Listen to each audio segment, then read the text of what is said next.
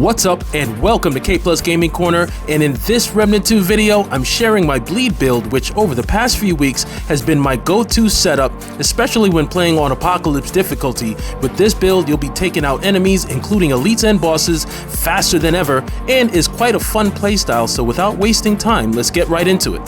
Starting with the Archetype classes, there's actually a lot of flexibility here in terms of which you can go with as your primary. At the moment, I'm going with the Challenger class for the 35% increase in all damage dealt within 10 meters.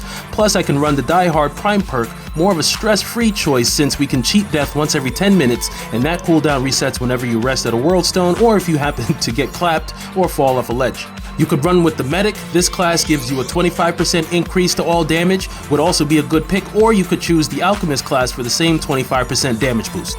Some of you might prefer to go with the Ritualist class since obviously we're applying status effects. The advantage here would be you can actually spread the bleeding status to nearby enemies as you're taking them down. Either of these would work really well with this build. I'm just going with the Challenger so I can wear the heavier armor pieces, plus getting the benefit from the Die Hard perk as I mentioned before.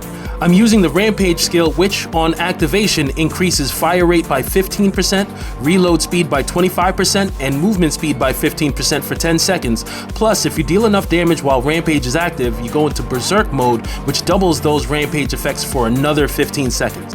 I'm using the Alchemist archetype as my secondary class. As mentioned, we're getting a 25% increase to all damage plus an extra 5% crit chance, and in addition to the strong back trait we get with the Challenger that allows us to wear the heavier armor, we also get the potency trait, which doubles the consumable duration, so they go from 60 minutes to 120 minutes, which is great because a lot of those consumables are expensive.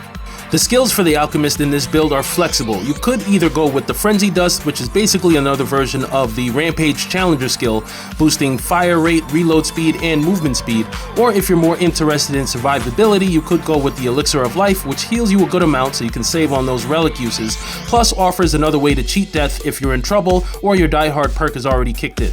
Either skill works great depending on your playstyle. For the Amulet, I'm using the Ravager's Mark, which increases all damage dealt to bleeding enemies by 20%, and that increases to 30% if the target has less than half of their health.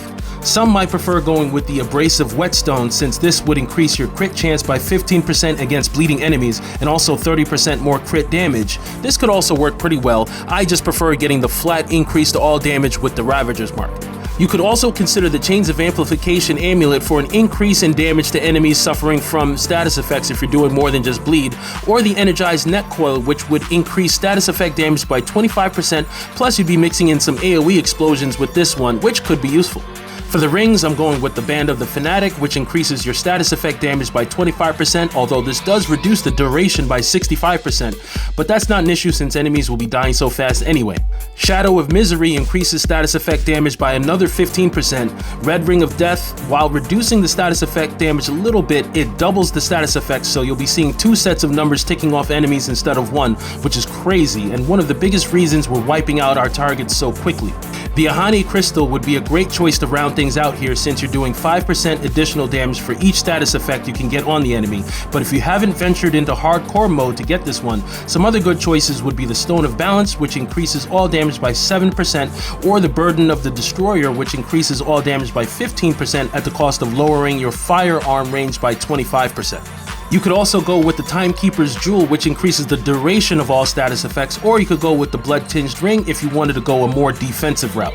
For our weapons, we're using the Merciless, of course, uncorrupted, since this weapon can apply bleed to enemies, and we have the Twisting Wounds Mutator, which increases range damage by 20% to bleeding targets. So between this mutator and the Ravager's Mark Amulet, we're dealing 40 to 50% more damage to bleeding enemies, plus at max level, this mutator will allow your weak spot and crit hits to also apply the bleeding status, meaning you could also use this mutator at plus 10 on, say, the Pulse Rifle, Black Maw, or you could even try the Royal Hunting Bow if that's your thing. All could work pretty well here, but if you don't have that Twisting Wounds mutator, you'll have to stick with the Merciless, which you can get from defeating the Ravager and Yisha after allowing him to feed on the dough. For the handgun, that's up to you. I've tried running with something like the Rupture Cannon using the Blood Draw mod.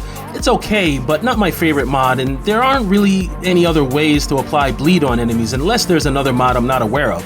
Feel free to let me know down below if there is something that I don't know about, but I eventually just went back to my comfort weapon, the Enigma, and called it a day. As usual, I have the Harmonizer mod on to increase the mod damage. But as I said, the handgun is up to you. Use whichever you like best since you'll really be using your long gun most of the time anyway. I always prefer going with the salvage heart for the use speed, and the relic fragments are giving me some skill cooldown reduction and some extra range damage. Again, not a requirement, just my preference. The tormented heart could also be fun to use here, or the enlarged heart if you don't mind having 5 relic uses instead of 10. This is how I have my trait points set up, pretty standard. These are also flexible so you can mix and match and experiment to see which ones work best for you. And there you have it, quick bleed build, a die-hard conservator that bloodies everything in his path. Let me know in the comments if you have a bleed build going and how you have yours set up, and also if you have any questions on where to find some of the rings, amulets, or weapons I mentioned. Thanks so much for watching if you made it this far, and do give this video a thumbs up if you haven't already. It's greatly appreciated as it helps our growing channel quite a bit. And if you enjoyed this video and found it helpful, please consider subscribing and ringing that notification bell to make sure you're getting all the updates on when I'm going live or dropping new videos. I love you guys. Thanks again for all your support. I'll catch y'all on the next one. Until then, peace!